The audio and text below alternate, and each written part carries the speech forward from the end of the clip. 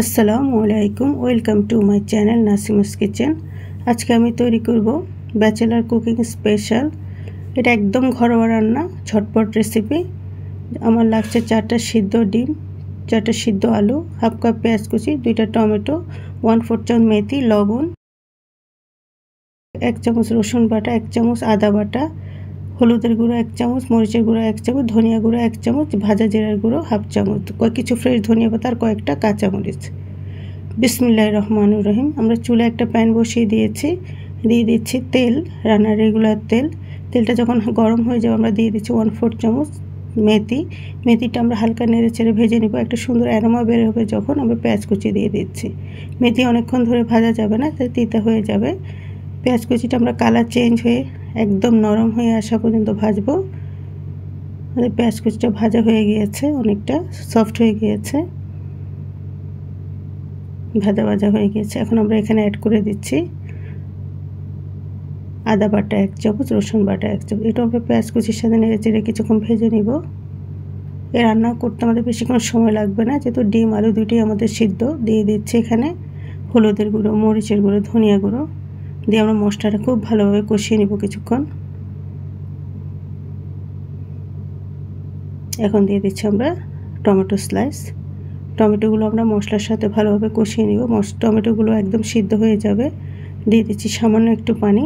মশলাগুলো এতে সুন্দরভাবে কষানো হবে আর পুড়েও যাবে না। আমাদের মশলাগুলো ভাজা হতে থাক, ভুনা ভুনা হতে থাক। আমরা এদিকে ডিমগুলো কেটে নিচ্ছি, মাঝখানে 2 টুকরো করে নিচ্ছি। প্রত্যেকটা ডিম আমরা 2 ভাগ করে নিচ্ছি এভাবে। আলুগুলোকে আমরা টুকরো করে নিচ্ছি। যারা ব্যাচেলার স্টুডেন্ট তাদের রান্না করা অনেক সময় থাকে না হাতে, আপনারা যদি আলু ডিমটা আগে সিদ্ধ করে রেখে দেন 6-7 মিনিটের ভিতর রান্না কমপ্লিট হয়ে যাবে। একটা তরকারি দিয়েই খাওয়া কমপ্লিট। খেতেও দারুণ সুস্বাদু হয়। আলুগুলো আমরা কেটে নিচ্ছি। মশলাটাও আমাদের কষানো হয়ে গিয়েছে। এখন আমরা আলুগুলো দিয়ে দিলাম। আলুগুলো দিয়ে খুব ভালোভাবে কষিয়ে নিচ্ছি। আলুগুলো আমাদের আগের থেকে সিদ্ধ করা। দিয়ে দিচ্ছি ঝোল। এখানে 1.5 কাপ পানি দিয়ে দিলাম। এই ঝোলে আমাদের পুরো রান্নাটা কমপ্লিট হবে। আমরা ঝোলটা এখন ফুটে আসার জন্য অপেক্ষা করছি। ঝোলটা যখন 4-5 মিনিট এভাবে ফুটে উঠবে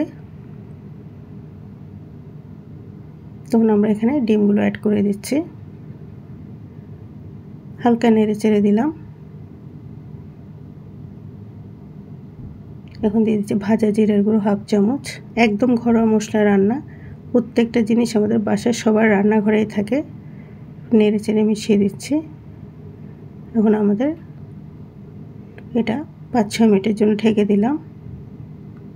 5-6 মিনিট পর আমাদের রান্না অলমোস্ট কমপ্লিট হয়ে গিয়েছে। একটু হাতল ধরে নেড়ে দিলাম। কয়েকটা কাঁচামরিচ দিয়ে দিচ্ছি জাস্ট ফ্লেভারের জন্য। এখন আমরা একটু লবণটা চেক করে দেখব। কোনো খাবারই পারফেক্ট হয় না যদি লবণটা ঠিক না হয়। সামান্য একটু লবণ দিয়ে দিয়েছি আর 1/4 চামচ চিনি দিয়ে দিলাম। একটু নেড়ে চেড়ে দিচ্ছি। আবার এটা আমরা 2-3 মিনিটের জন্য ঢেকে দিলাম। এদিকে আমরা ফ্রেশ ধনিয়া পাতাটা একটু কুচি করে নিচ্ছি। 2-3 মিনিট পরে আমরা ফ্রেশ ধনিয়া পাতা দিয়ে দিলাম। এখন লো ফ্লেমে আমরা এটা 5 মিনিট বসিয়ে রাখবো, জাস্ট সব কিছু ফ্লেভার মিশে যায়।